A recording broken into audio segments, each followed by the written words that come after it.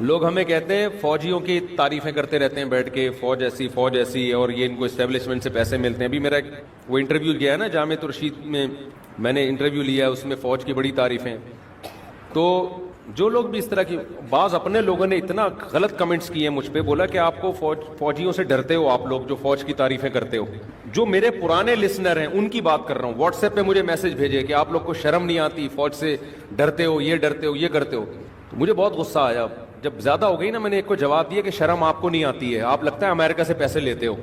کیونکہ پاکستان کو برباد کرنا، جو مغربی طاقتیں برباد کرنا چاہتی ہیں آپ کی آرمی کو کا مورال ڈاؤن کر کے، جو حشر لیبیا کا کیا، جو انہوں نے عراق کا کیا، وہ یہاں بھی کرنا چاہتے ہیں.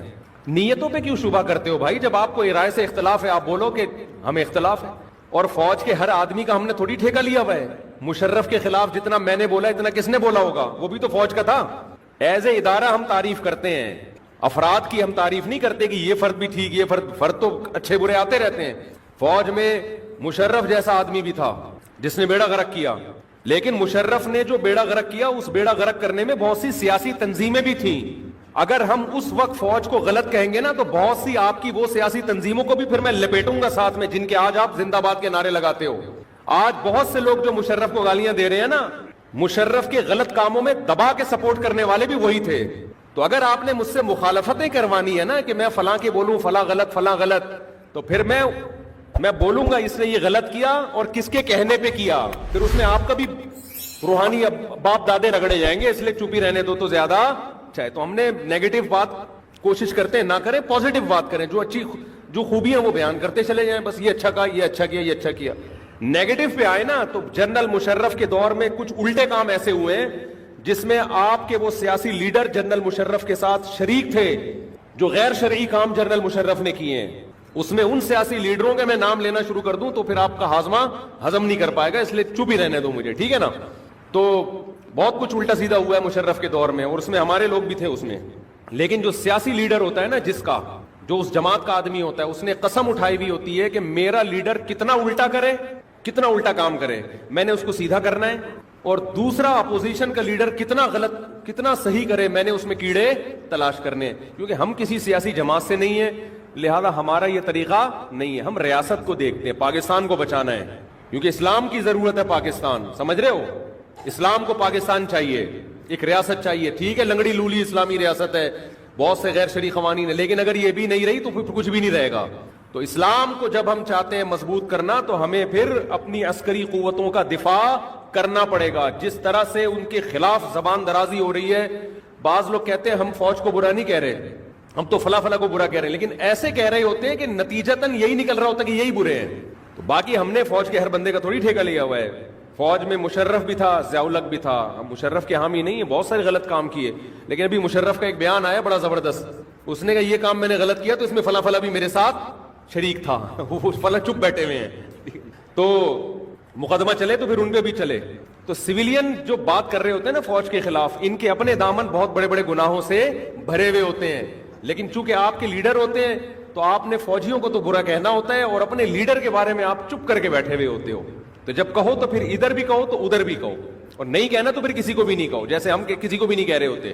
ہم تو ظرف یہ رکھتے ہیں الحمدللہ، کسی کی ہم تعریف کریں تو اس کی کوئی خامی ہو تو اس کو بھی کرتے ہیں، لیکن ہم نے اکثر سیاسی لوگوں کو دیکھا ہے وہ یہ ظرف نہیں رکھتے. ان کی اپنی ٹھڑک ہوتی ہے. فوج جب ان کا ساتھ دے رہی ہوتی ہے نا تو بہت اچھی ہے.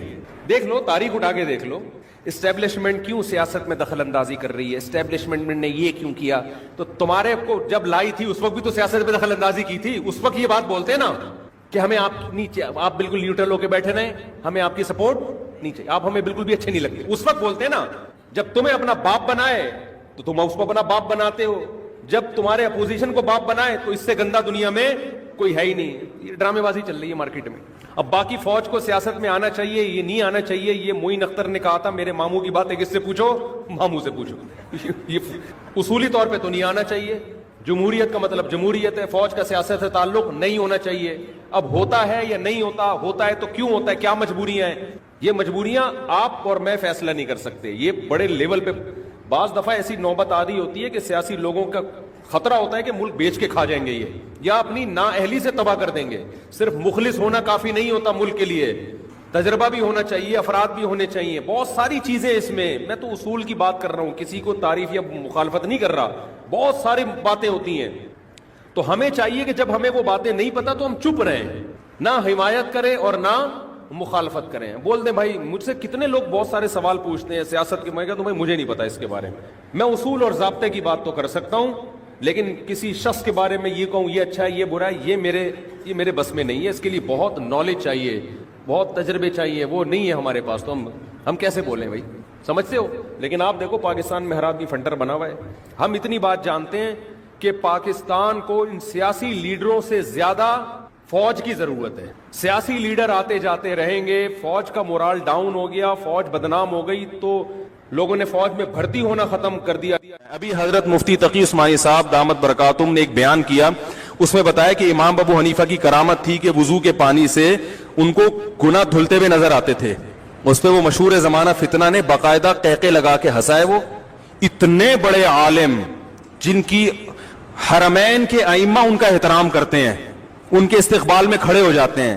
ابھی کچھ وقت پہلے انہیں درس دیا حضرت مفتی تقی عثمانی صاحب نے, جس میں مسجد نبی کے امام بھی اس درس میں شریک اور مسجد حرام کے امام بھی اور عرب کے بڑے بڑے علماء. 5 سال حضرت مفتی تقی عثمانی صاحب مکہ اور جدہ کی جو کمیٹی ہے نا, جس میں کئی ممالک کے علماء ہیں, ان کے سربراہ تھے, اور سعودیہ کے جو مکہ کے رئیس تھے وہ حضرت مفتی تقی صاحب کے نائب تھے. عرب کسی کو اپنا امیر اتنے آرام سے تسلیم نہیں کرتے. عرب میں عصبیت بہت ہے, لسانیت بہت ہے. حضرت مفتی تقی عثمانی صاحب نے اپنے تقوی اور علم کا لوہا منوایا ہے, مانا ہے انہوں نے کہ بھائی یہ اس معاملے میں امیر ہے. اس کا ایک انجینئر مذاق اڑا رہا ہے اتنے بڑے عالم کا, اور ہنس رہا ہے تکبرانہ ہنسی کے ساتھ. تمہاری اوقات کیا, تم ان کے ٹخنے کے برابر نہیں ہو. اور نیچے میں نے لوگوں کے کمنٹس دیکھے, سب اس کو اپریشیٹ کر رہے ہیں کہ لگے رہو ان مولویوں کو لگام دے کے رکھو. تو بھائی آپ جاہل ہو, یہ کرامتاً ممکن ہے کہ کسی کو گناہ دھلتے ہوئے نظر آ جائے, کرامت ہے. کرامت کی نسبت کس کی طرف ہوتی ہے؟ اللہ کی طرف. تو بہت سارے علماء سے ایسی کرامتیں منقول ہیں. تبھی میں کہتا ہوں سامنے ایک دفعہ بٹھا دو. میں امام بخاری کی کرامتیں نکال کے دکھاؤں گا. فضائل اعمال کے جن واقعات پر تم ہنستے ہو نا, لوگوں کا مذاق اڑاتے ہو فضائل اعمال کا, میں بتاؤں گا انشاءاللہ فضائل اعمال کی یہ کرامتیں کن کتابوں میں ہیں. صحیح ہے نا؟ ان کتابوں کے مؤلفین کا مذاق اڑاؤ تم, ان میں بہت سے محدثین ہیں. تم نے ان کا مذاق اڑانا شروع کر دیا تو تمہیں بخاری مسلم سے بھی ہاتھ دھونے پڑ جائیں گے. تمہیں پتہ ہی نہیں, کم بہت تمہیں کرامت کا مطلب ہی نہیں پتا کرامت کیا ہوتی ہے. کرامتوں کا وجود تو قرآن سے بھی ثابت. دیکھو یہودی اسی وجہ سے حضرت مریم کو زانی کہتے ہیں کہ بغیر شوہر کے اولاد نہیں ہو سکتی. وہ بھی اسی طرح ٹھٹا کر کے ہنسا کرتے تھے, یہ کیسے ممکن ہے بھائی بغیر شوہر کے عورت کے اولاد ہوگا ہی نہیں, یہ زانیہ ہے معاذ اللہ. اللہ نے دلائل معجزے قائم کر دیے. یہودی آج تک حضرت مریم کو کیا کہہ رہے ہیں, بولو بھائی, جبکہ اللہ کہہ رہے کہ اللہ اپنی قدرت سے جب آدم کو باپ اور ماں کے بغیر پیدا کر سکتا ہے تو عورت کو شوہر کے بغیر بیٹا کیوں نہیں دے سکتا. لیکن اللہ کے ذمے ہے کہ اس کو ثابت کرے, اللہ نے ثابت کیا. حالانکہ حضرت مریم پیغمبر, بولو بھائی, نہیں ہے. ہاں یہ ضرور کہا جائے گا کہ ایک کرامت وہ ہے جس کا قرآن نے ذکر کیا, اس کا انکار کفر ہے, اور ایک کرامت وہ ہے جو قرآن کے نزول کے بعد گزری, تو قرآن اس کا ذکر کیسے کرے گا بھائی. تو وہ اگر باوثوق ذرائع سے پہنچی ہے تو ماننا پڑے گا, باوثوق ذرائع سے نہیں پہنچی تو انکار کر. تو آپ اس پہ تو بحث کریں کہ یہ واقعہ جس نے بیان کیا وہ سچا تھا یا جھوٹا, اس پر کوئی بحث نہیں ہوتی. یہ ابن حجر نے لکھا ہے کہ امام ابو حنیفہ نے 40 سال عشاء کے وضو سے فجر کی نماز پڑھی ہے. ابن حجر کا یہ شخص کبھی مذاق نہیں اڑائے گا, کیونکہ علامہ ابن حجر شافعی کا مذاق اڑایا تو آپ کو علم حدیث سے ہاتھ دھونا پڑ جائے گا. جتنے بڑے بڑے آج کل محدثین پیدا ہو رہے ہیں نا, جو حدیث کو صحیح اور ضعیف کہتے ہیں, یہ سارے علم حدیث میں حافظ ابن حجر کے محتاج ہیں. علامہ البانی کی جتنی تحقیقات ہیں ساری حافظ ابن حجر سے لی ہوئی ہیں. انہوں نے بہت کچھ ابن حجر کی تقلید میں کیا ہے. انہوں نے, وہ شافعی بھی تھے, ساری دنیا کو پتہ ہے شافعی مسلک کو فالو کرتے تھے. وہ انہوں نے بھی ایسی کرامتیں ذکر کی ہیں. ان کا کبھی مذاق, جہاں کسی عالم دیوبند کا یا بریلوی عالم کا نام آ جائے گا ان کو مذاق اڑانے کا موقع. تو پتہ چل رہا ہے کہ آپ دکانیں چلا رہے ہیں, آپ لوگوں کو صحیح گائیڈ نہیں کر رہے. یہ بزرگوں کی کرامتیں ہر دور میں ہوئی ہے, اس دور میں تو زیادہ ہوتی تھی. تو نبی نے فرمایا کہ جب ہم وضو کرتے ہیں تو وضو کے پانی سے گناہ دھلتے ہیں, تو اللہ اپنے کسی نیک بندے کو یہ گناہ دکھا دے تو اس میں کیا حرج ہے بھائی. حضرت موسیٰ کی ماں پیغمبر تھی, لیکن ان کو وحی ہو رہی ہے. اوحینا الی ام موسیٰ نرضعیہ، اللہ کہہ رہے ہیں ہم نے موسیٰ کی ماں کو بتایا، وہ الہام کیا کہ اس کو دودھ پلا. فَإِذَا خِفْتِ عَلَيْهِ، جب خوف پیدا ہونا کہ فرعونی قتل کر دیں گے، فَأَلْقِيهِ فِي الْيَمِّ، دریا کی موجوں کے حوالے کر دینا. وَلَا تَخَافِي وَلَا تَحْزَنِي، ڈرنا نہیں، غم نہ کرنا. یہ الہام پیغمبر کو ہو رہا ہے، غیر پیغمبر کو. عورت تو پیغمبر بن ہی نہیں سکتی. اور ایسا پکا الہام تھا کہ قرآن کہہ رہا ہے اِنَّا رَادُّوهُ إِلَيْكَ، اے موسیٰ کی ماں غم نہ کرنا، ہم اسے تیری گود میں پہنچا کے چھوڑیں گے اور اسے پیغمبر بنا کے چھوڑیں گے. اور پھر حرمنا علیہ المراضع، فرعون کے محل میں دودھ حرام ہو گیا اس کے اوپر. وہ بچے کو واپس گھما کے لے کر آئی، ماں کی چھاتیوں سے منہ لگایا، دودھ پینا شروع کر دیا.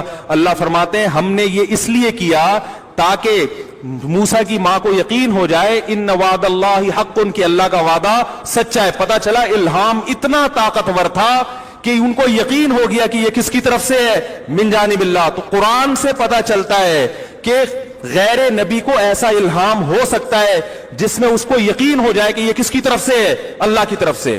اگر آپ کہتے ہو کہ یہ الہام کا سلسلہ ختم ہو گیا، اس پہ قرآن و حدیث سے کوئی دلیل پیش کرو. آپ ممکن ہے آپ ایک حدیث پیش کر دو لوگوں کو بیوقوف بنانے کے لیے کہ نبی صلی اللہ علیہ وسلم نے فرمایا میری امت میں اگر کسی پہ الہام ہوتا، محدثون ہوتے تو وہ عمر ہوتے. کیا خیال ہے؟ وہ کون ہوتے؟ عمر. تو اس الہام سے وہ الہام مراد ہے جس سے کوئی شرعی مسئلہ ثابت ہو رہا ہو. شرعی مسائل اب الہام سے ثابت بولو بھائی نہیں ہو سکتی. پوری امت کا اجماعی مسئلہ ہے کہ آج بھی الہام ہو سکتا ہے. آپ خود بار بار کہتے ہیں کہ